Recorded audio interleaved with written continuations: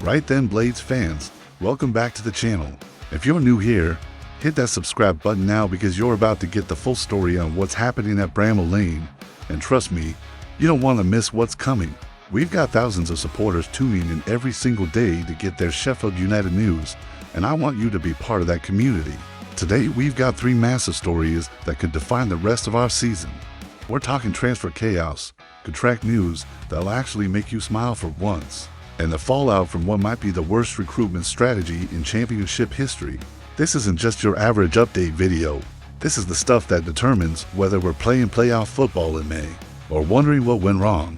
Again, before we dive in, smash that like button right now. Drop a comment telling me where you're watching from, and let's get into it. I want to hear from Blades fans in Sheffield, across the country, around the world. Let me know you're out there supporting our club. First up, we need to talk about the AI disaster that's dominated the headlines this week. For players heading for the exit, for signings from last summer that simply haven't worked out, then we've got some genuinely positive news about Patrick Bamford's contract situation, and believe me, we need some good news right now. And finally, we're breaking down exactly what Chris Wilder's January clearout means for our push up the table and our realistic chances of gate crashing those playoff spots. Stick around to the end because this is absolutely massive for our season. This January window could be the difference between success and another year of disappointment. Let's go, right? Let's address the elephant in the room, the story that's got everyone talking. Confirmed news from multiple sources, including the Star and Football League World. For players brought in last summer are on their way out.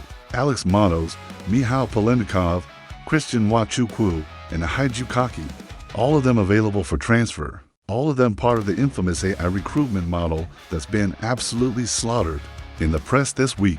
And when I say slaughtered, I mean properly torn apart. Critics are calling it one of the worst transfer windows in recent championship history. That's the level we're talking about here.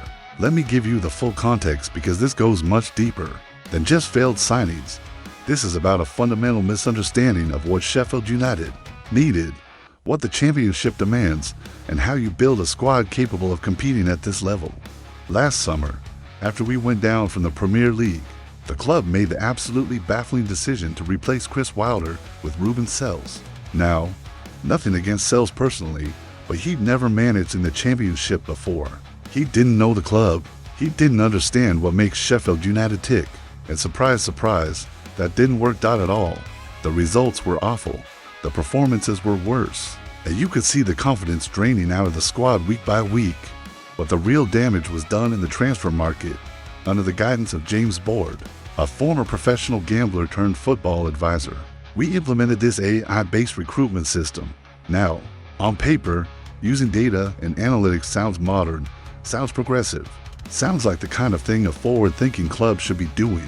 Except when you rely on it completely, when you ignore the human element, when you forget that football is played by actual people with emotions and mentalities and personalities, it becomes an absolute catastrophe. And that's exactly what happened. The numbers don't lie. Lads, they never do. Of these four players, Alex Matos has made 8 appearances with just 3 starts. 8 appearances in half a season. We paid £1 million for him on deadline day from Chelsea. £1 million. And he's played 3 full matches. Think about the value there. Think about what else we could have done with that money if it had been spent properly. The other 3, Polenikov, Nwachukwu, Ukaki. 1 appearance between them. 1. That was Ukaki in a League Cup defeat to Birmingham City back in August. A competition we went out of immediately. Think about that for a second.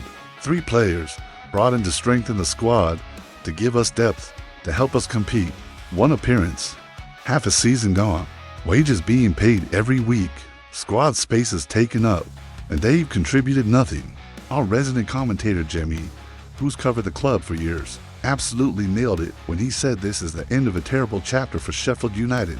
And I couldn't agree more. The AI model supervised by James Board has been a complete and utter disaster. There's no other way to describe it. Now here's the thing about Matos, and this is important because I don't want to just pile on these lads without being fair. He's not necessarily a panic buy like the others. There's actually a footballer in there somewhere. He came through at Chelsea, one of the biggest academies in world football. He did well at Oxford United and Huddersfield Town in previous loan spells. He's shown he can perform at championship level before. So what went wrong? Maybe it's the system. Maybe it's confidence. Maybe Sells didn't know how to use him, and by the time Wilder came back, other players had established themselves. Football's full of these sliding door moments, but here's the realistic assessment. Maybe a lone move in January helps him rediscover that form, keeps his value, and he either comes back stronger next season or we recoup most of our money. That's the best case scenario. That's what we're hoping for. But the other three, I'm sorry, but they're miles off the standard required. Absolutely miles off. And that's not me being harsh for the sake of it. That's just reality. These are players brought in from Bulgaria based on what an algorithm told us. No proper scouting. No assessment of whether they could handle the physicality of English football. No consideration of whether they'd adapt to a new country, a new culture, a new style of play. Just numbers on a screen that said they might be good. And we wasted a significant opportunity. A massive opportunity. Last summer, after relegation, we needed to rebuild properly. We needed experienced championship operators. We needed players with the right mentality to bounce back. We needed Chris Wilder's targets. Instead, we got an AI experiment that's blown up spectacularly in our faces. Here's what really frustrates me, what keeps me thinking about what could have been. Chris Wilder will be absolutely fuming about this situation. The man who's given everything to this club, who's earned the promotions with us already, who knows the championship better than almost anyone, had to sit at home watching this unfold. And none of it is on him. Not a single bit of it. He wasn't at the club when these decisions were made. He's had to come back, roll his sleeves up, and clean up someone else's messed out again, just like he always does. But credit where it's due. He's doing it. The rebuild starts this month. Wilder's got his chance to reshape things properly, to bring in his kind of players, to build his kind of squad, and I genuinely believe he can turn this around because he's done it before, multiple times. This is what he does, and here's a twist that will either make you laugh or cry depending on your perspective. James Board, the man behind all this chaos, the architect of the AI disaster, is now the preferred bidder to take over Sheffield Wednesday, our biggest rivals, the team across the city. You genuinely couldn't write it. Can you imagine being a Sheffield Wednesday fan right now? You're already nervous about new ownership, about what changes might be coming, and then you find out the bloke who oversaw one of the worst transfer windows in recent championship history wants to buy your club. Their forums must be going into meltdown, and honestly, part of me hopes he does the exact same thing over there. But it also shows you how football works sometimes. Fail spectacularly at one club, just move on to the next opportunity. No real consequences. Meanwhile, the fans are left dealing with the aftermath, the wasted money, the lost time, the damaged squad. The bigger picture here is about trust. Sheffield United fans trusted the board to make good decisions after relegation. We trusted them to learn from mistakes. We trusted them to back a proven manager. Instead, they went with an unproven manager and an untested recruitment system. That trust has been shattered. It'll take time to rebuild it. Think about what that £1 million on mottos could have bought if Wilder had been in charge from the start. A proven championship midfielder who's won promotion before. An experienced defender who knows how to see out tight games. A winger with pace and end product.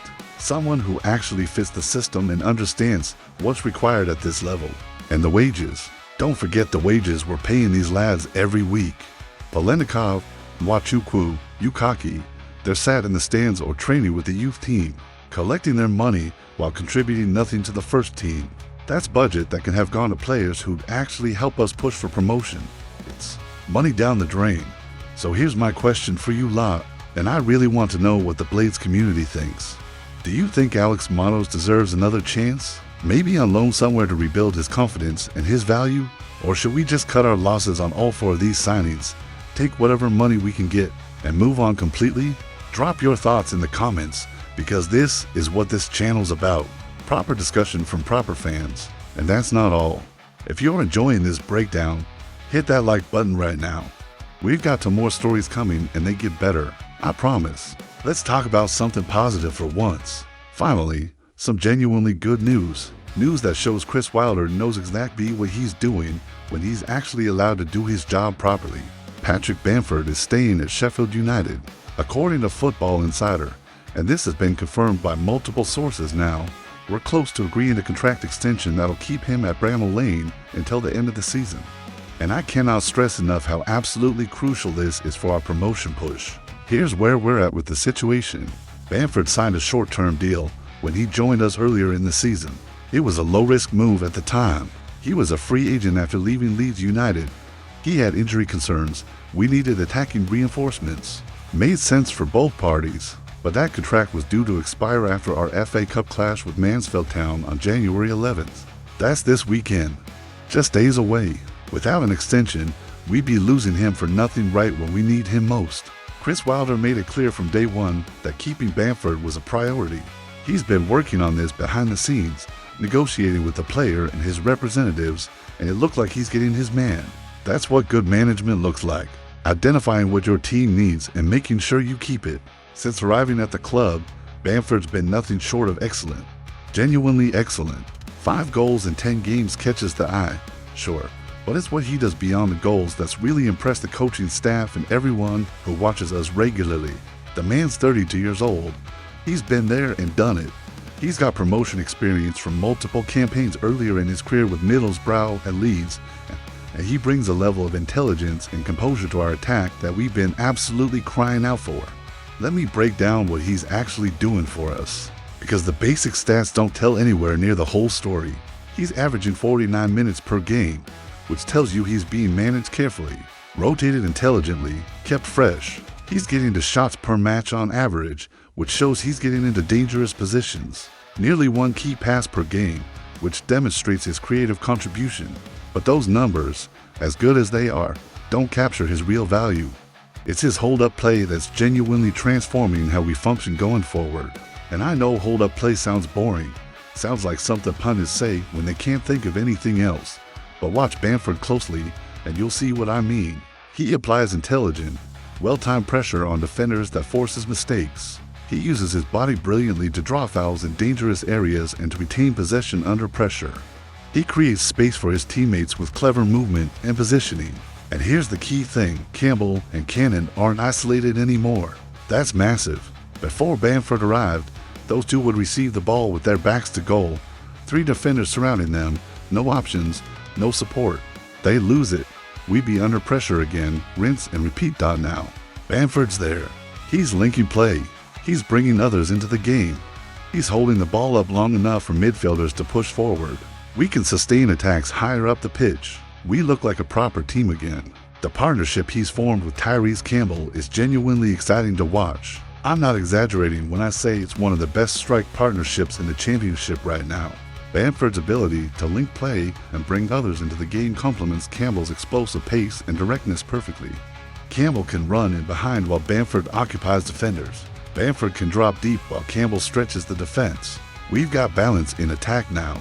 We've got options. We've got a system that actually works. And Tom Cannon's benefiting too. Having Bamford and Campbell ahead of him, learning from their movement, their positioning, their decision-making. That's invaluable for a young striker's development.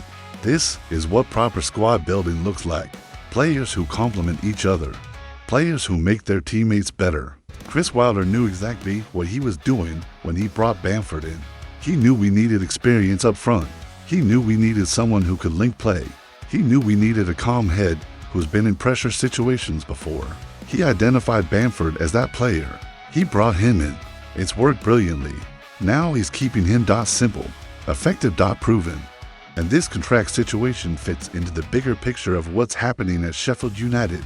Right now, while we're shipping out the failed AI recruits that we covered in Story 1, while we're clearing the decks of players who can't contribute, we're also making smart, positive moves in other areas. Ben Godfrey's loan from Everton has been terminated and he's gone back. Louis Barry's returned to Aston Villa after his loan spell ended. We're trimming the squad, getting rid of the dead wood, streamlining things. But here's the difference. Those were tactical decisions. Godfrey and Barry weren't working out in Wilder's system, so we moved them on. No hard feelings, just football. The AI recruits, that's different. That's accepting we made terrible decisions in the summer. We're paying the price now. This is what proper recruitment looks like. Not algorithms sitting in an office. Not data models from someone who's never kicked a ball professionally. This is Chris Wilder identifying what his team needs, going out and getting it. and making sure it works. Bamford's the perfect example of that approach. So here's a question for you. If Bamford keeps this form up for the rest of the season, if he stays fit and continues contributing, do you think we should offer him another year beyond this current deal? I know he's 32, but experience matters in this league. Let me know what you reckon in the comments. Don't go anywhere because the final story ties everything together. Make sure you're subscribed because we're covering every January development, right? Let's bring this all together. Let's look at the big picture. What does all of this actually mean for Sheffield United's season? What does it mean for our genuine, realistic shot at finishing in those playoff positions? Because that's what matters at the end of the day. According to the Star, and this has been backed up by pretty much every reliable source covering the club, we're actively looking to reduce the squad this month. The four players we talked about in Story 1, Matos, Polenikov, Nwachukwu, Yukaki, they're all available for the right price. The transfer deadline's February 2nd, so Chris Wilder and the board have got exactly 4 weeks to sort this mess out and, crucially, potentially bring in reinforcements who can actually help us. Here's the context you absolutely need to understand. We had a disastrous start to the 2025-26 season, and I'm not being dramatic when I say disastrous. It was genuinely awful to watch. The Ruben Sells experiment failed spectacularly within weeks. The tactics didn't work. The players looked confused. The results were terrible. We were losing matches we should have been winning, drawing games we should have been dominating. The confidence was shot. The AI recruitment model brought in players who simply weren't good enough for championship football. We've covered that in detail. But the cumulative effect of bad management plus bad recruitment was pushing us toward another crisis. We were in genuine danger of being dragged into a relegation battle, not top 6 conversations, not playoff talk. Are ELEGATION again? Then Chris Wilder came back in September. The prodigal son returns, and slowly, methodically, game by game, he's turned things around. The performance has started improving first. You could see the shape returning, the organization, the patterns of play. Then the results followed. Wins started coming. Clean sheets were being kept. Suddenly, we weren't looking over our shoulders anymore. We were looking up the table. We're now in a position, here in early January, where the playoffs aren't just a pipe dream anymore. They're genuinely achievable if we can sustain this form, this momentum, this belief through the second half of the season. We're within touching distance. A good January, a strong February, staying consistent through the run-in, we can absolutely do this. But to do that, to really push for those top 6 spots, Wilder needs his squad, not the squad James Board's AI picked, not the squad Ruben Sells tried to coach. His squad, Chris Wilder's squad, players who understand the championship, who've been there before, who know what it takes, players with the right mentality for a promotion push, who can handle the pressure when every point matters desperately. That's why these January exits matter so much. Every player who leaves creates space. Financial space for wages, squad space for registrations, room for someone who can actually contribute when called upon, room for someone who fits Wilder's system and his requirements. Alex Matos might well generate some interest from other championship clubs given his loan spell at Oxford United last season. He showed there that he can perform at this level in the right environment. Someone might take a punt on him, especially a club lower down the table. We might recoup £500,000, maybe more if there's competition. That's useful money. The other 3, Polenikov, Nwachukwu, Yukaki, finding buyers will be genuinely tough. They were brought in from Bulgaria, haven't made league appearances. They might end up heading back there, maybe on loan with options to buy. Maybe we terminate contracts and write off the losses. Either way, they'll be gone, and frankly, good riddance. What really gets me is how completely avoidable it all was. Chris Wilder's track record speaks for itself. To promotions with Sheffield United, he knows this club inside out. He knows the championship better than almost any manager in the country. Yet last summer, the board decided an AI model knew better. Look how that turned out. Imagine if we'd backed Wilder properly from the start. If that million on Matos had gone to a player Wilder wanted, if we hadn't wasted wages on 3 players from Bulgaria, we could be sitting top 6 right now instead of scrambling to catch up. But here's why I've still got faith. Chris Wilder deserves massive credit for what he's done since coming back. He's turned the season around completely. He's got the lads playing with confidence, with belief, with proper organization. He's identified that Bamford can do a job and locked him down. He's being ruthless about cutting players who can't contribute. The January window is our chance to put things right, clear out the mistakes, bring in 1 or 2 quality additions if the budget allows, then push on hard for those playoff spots. We've got the manager now. We've got the core of a good squad. We've got momentum. All the pieces are there. And wouldn't that be something? After the chaos of the summer, after the Sells disaster, after the AI recruitment failure, to end the season at Wembley fighting for promotion. That's what Sheffield United is about. Bouncing back, fighting, never giving up. So final question, where do you honestly think we'll finish this season? Playoffs, mid-table, top 2? I want predictions. Comment below and let's see who gets it right. Right, Blades fans, let's wrap this up. We've covered 3 absolutely massive stories today. The AI recruitment disaster with 4 players heading out, Patrick Bamford's contract extension securing our attack for the rest of the season, and Chris Wilder's January revolution that could define whether we make the playoffs or not. This is a pivotal month for Sheffield United. The decisions made in the next 4 weeks will shape the rest of our campaign. But I'm feeling optimistic because we've got the right man in charge. Wilder's proved before he can drag this club out of difficult situations, and he's doing it again. If you've made it this far, thank you for watching. Subscribe to the channel because we'll be covering every single development this January. Hit that bell icon, drop a like if you found this helpful, and get involved in the comments. This channel is all about the Blades community. Share this with your mates, with other supporters who need to know what's happening. The more of us having these conversations, the better. We've got Oxford at home this Sunday, 12 o'clock kickoff. 3 points would be massive. I'll be there. I'll be loud. And I'll be believing that the season's got a lot more to offer. Until next time, Blades fans, keep the faith, stay loud, and I'll see you in the next one. Come on, you Blades.